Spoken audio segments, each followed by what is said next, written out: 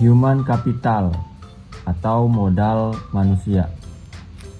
Arti dan pentingnya human capital. Istilah human capital pertama dikemukakan oleh seorang ekonom bernama Audrey Schultz yang berpendapat bahwa peningkatan kesejahteraan pada perusahaan tidak tergantung pada tanah, peralatan, energi, sumber daya, melainkan pada kompetensi pengetahuan dari pegawainya. Kemudian ia mendeskripsikan posisi human capital sebagai kemampuan sumber daya manusia yang diperoleh melalui investasi pada sumbernya.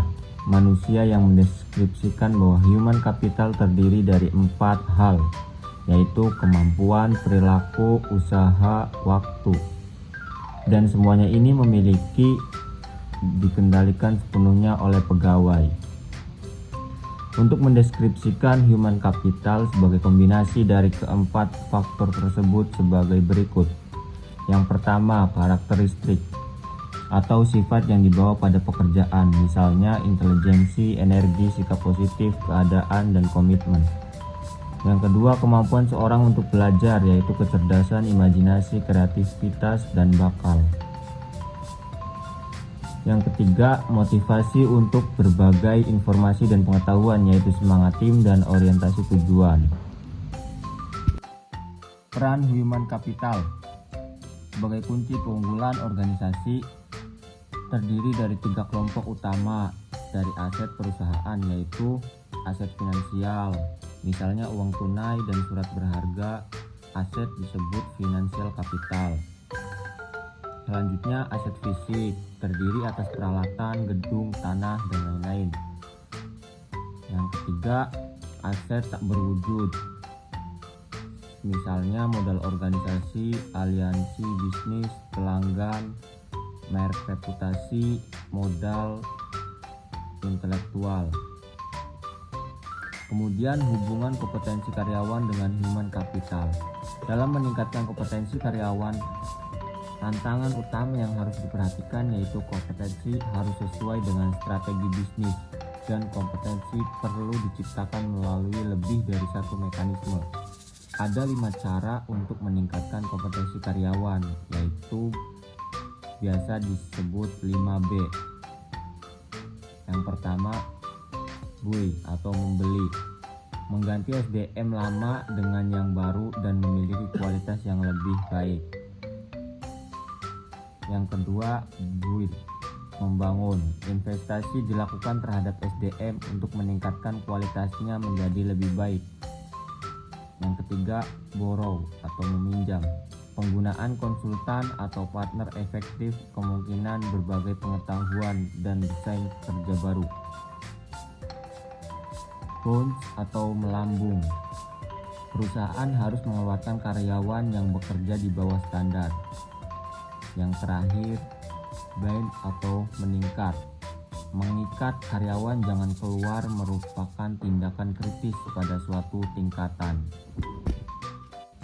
Transformasi peran divisi SDM.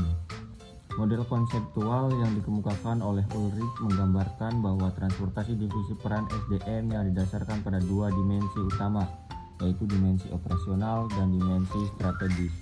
Dari 2 dimensi ini muncul 4 peran SDM, yakni strategi partner, administrative expert, employee champion, dan change agent. Tingkat kompetensi dalam sistem pengukuran human capital. Ada 3 tingkatan dalam kompetensi. Yang pertama, activity level atau pengukuran aktivitas rutin SDM. Yang kedua, fungsional level, yaitu kolaborasi dengan unit fungsional organisasi. Dan yang ketiga, strategi level, yaitu tingkatan analisis tertinggi. Dari ketiga tingkat komponen di atas, diketahui bagaimana melakukan pengukuran nilai human capital pada ketiga tingkat tersebut. Selanjutnya, perubahan paradigma karyawan. Pandangan perusahaan yang hanya pada cost saja dalam pengelolaan human capital harus ditingkatkan. Ada langkah-langkah dalam peningkatan pandangan atau paradigma perusahaan. Yang pertama, seberapa besar pengeluaran investasi yang telah dikeluarkan perusahaan untuk SDM.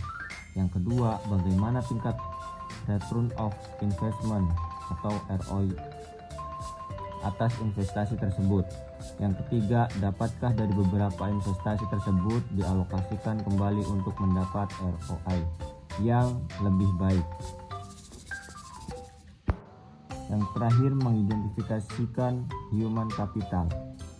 Dua hal yang mendukung kontribusi investasi human capital ke dalam perusahaan. Pertama, karyawan dengan human capital tinggi, dan yang kedua, pelanggan potensial dapat menggunakan kualitas human capital. Untuk keberhasilan perusahaan, proses atau bisnis apapun tergantung pada 3 keterampilan, yaitu commodity skill, kemampuan tidak spesifik untuk bisnis tertentu; leverage skill, pengetahuan yang meskipun tidak spesifik untuk perusahaan industri, tetapi relatif lebih berharga. Yang terakhir, property skill, pengetahuan spesifik bagi perusahaan, misal hak paten dan merek.